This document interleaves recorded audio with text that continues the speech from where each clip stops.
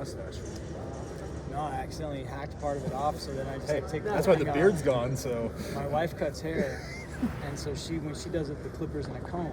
yeah. Well, she left the guard off the clippers, and I didn't notice it, so I took a big chunk out of it. So that's the story. It's gone. Goodbye. I just didn't recognize you. For now. Gone for now. Like, oh, new coach here. Aaron, what have you seen from the quarterback competition through, I guess you've had 3 practices? Yeah, some good things. We're just very early still. Jake looks like a veteran player, like he really knows what he's doing out here, knows the offense well.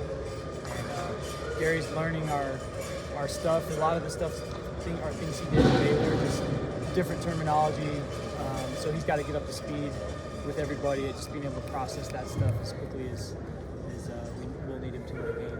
But so far, I've seen a lot of good things from these guys. How many quarterbacks have you evaluated before you got I don't know. We weren't dead set on taking one. Okay, it wasn't like we were just out to get one no matter what. We looked at a few guys that we thought if the right guy comes, that's the right fit for our program, then we'll consider it. We thought Gary was that guy. So not that many. It wasn't like we just went all in.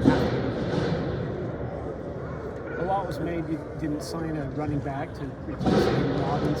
What have the running backs looked like that you got in camp, and you're pretty happy with how they've? Yeah, LJ has been looking really good. We have Miles Davis right is ready to have a good year and full out. Hinkley Ropati is out here today and looked good. And then been impressed with Pokai. He really doesn't look like a freshman. What happened with Miles in this offseason? A few. I mean, I think he just he was a little. We had a few frustrations last year, but he's been in the program long enough now that he's kind of finally reached the point where we really trust him to do everything in the offense. He used to be sort of a role player, and now you can put him in any situation. You can do anything in our offense. So I just think he realized that going somewhere and learning a whole new system and being a whole new program wasn't the best decision. He decided to stay, and we're really happy he stayed. What are you looking to accomplish in these 15 practices with this offense? Establish our run game. That's number one. How much of that is tied to the offensive line? What growth have you seen in that position already? Running the ball is 11-man. It's an 11-man deal every play. Obviously, it starts up front, but it's tight ends, it's receivers, it's the quarterback getting us into the right play. A lot of our run plays are audibles, have the ability to be audibles. Sometimes occasionally it's an RPO. We don't run a ton of those, but we do run some. And it's play action pass fitting together with the run. So it's all of it. It's an 11-man deal, but that is our number one priority. We got to get back to running the football that we did 3 years prior to last year.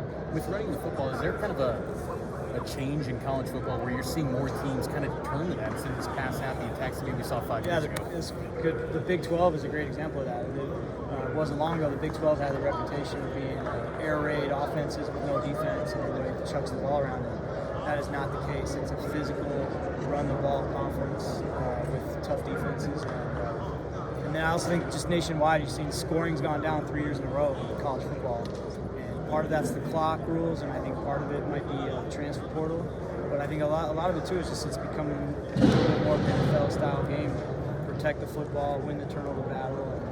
And there's been a lot of guys that Gary comes in and kind of learns the offense a little bit, as you're saying, and it seems like he's picking it up pretty well.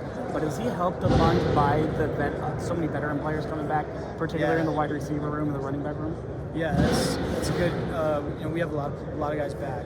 Last year, we lost a lot of good players, and it felt like it just took us a lot longer than I think any of us expected to really gel and play as a unit. And this year, it's just nice having so many players that know the offense, know what we're doing, and I think we're going to have a good amount of continuity. Saw some nice growth from JoJo today. What kind of leaps is he taking in here, too? JoJo's going to be a good player this year. He'll be in the mix, definitely.